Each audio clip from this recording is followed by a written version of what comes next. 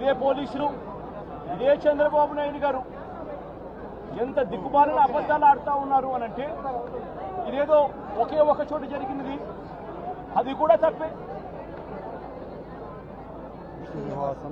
విష్ణు నివాసం వీళ్ళు ఫైల్ చేసిన ఎఫ్ఐఆర్ కాపీలో విష్ణు నివాసం దగ్గర ఒకరు చనిపోయిన ఎఫ్ఐఆర్ రిజిస్టర్ అయింది. బైరాగి పట్టడిలో 5 మంది చనిపోయినట్టు మరో ఎఫ్ఐఆర్ రిజిస్టర్ అయింది. ఇక్కడ పోయి చూస్తే వచ్చిన వాళ్ళు రకరకాల అన్ని ప్రాంతాల నుంచి, రకరకాల కౌంటర్లు ఎక్కడెక్కడ ఉన్న అన్ని కౌంటర్ల నుంచి వచ్చిన మనుషులు, తొక్కిసలాటలో ఉన్న మనుషులు ఇక్కడ కనిపిస్తారు. కారణం ఏమిటి? టీటీడీ అనే ఒక వ్యవస్థ ఇంత ఇంపార్టెంట్ రోజున, వైకుంఠ ఏకాదశి రోజున ఇన్ని లక్షల మంది వస్తారు అన్న సంగతి తెలిసి ఇంత దారుణమైన అరేంజ్మెంట్లు చేయడం జరిగింది.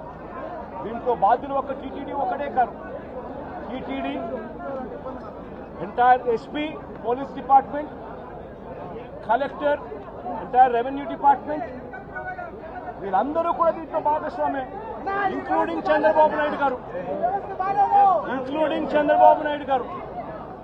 చంద్రబాబు నాయుడు గారి సొంత జిల్లా అన్న సంగతి తెలుసు. చంద్రబాబు నాయుడు గారి ప్రతి సంవత్సరం ఈ వైకుంఠ ఏకాదశి నాడున ఎన్ని లక్షల మంది జనాభాలు వస్తారన్న సంగతి తనకు తెలిసి ఉన్నా కూడా తన ప్రోగ్రాం 6వ తారీఖు, 7వ తారీఖు, 8వ తారీఖు తన ప్రోగ్రాం పెట్టుకొని ప్రత్యామ్నాయ అరేంజ్మెంట్ తాను చేయకుండా పోలీసులు తన అరేంజ్మెంట్ల కోసం తాను ఇక్కడ పిలిపించుకొని ఇక్కడ గాలికి వదిలేసిన పరిస్థితుల మధ్య ఈ ఘటన చోటు చేసుకోవడం జరిగింది.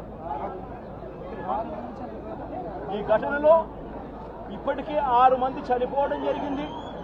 హాస్పిటల్లో ఉన్న వాళ్ళను అందరినీ కూడా పరామర్శిస్తే దేవుని దయ వల్ల ఇప్పుడు హాస్పిటల్లో ఉన్న వాళ్ళైతే మాత్రం మరి సీరియస్గా చనిపోయేంత పరిస్థితిలో ఉన్న వాళ్ళు ఎవరూ లేరు అన్నది తెలుసుకోవడం కాస్త సంతోషం.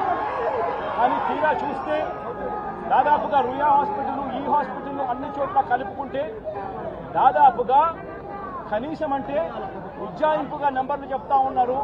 ఇక్కడైతే 35 మంది చెప్తా ఉన్నారు. రుయా హాస్పిటల్లో ఎంతమంది ఉన్నారు అన్న సంగతి నాకు ఇంకా పూర్తిగా నెంబర్లు చెప్పలేదు. అక్కడి నుంచి ఇక్కడికి పంపించినారు అని చెప్పి నెంబర్లు చెప్తా ఉన్నారు.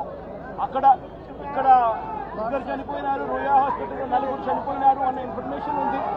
దాదాపుగా ఉజ్జాయింపుగా 50-60 మంది తొక్కిసలాటలో గాయాలై ఉన్న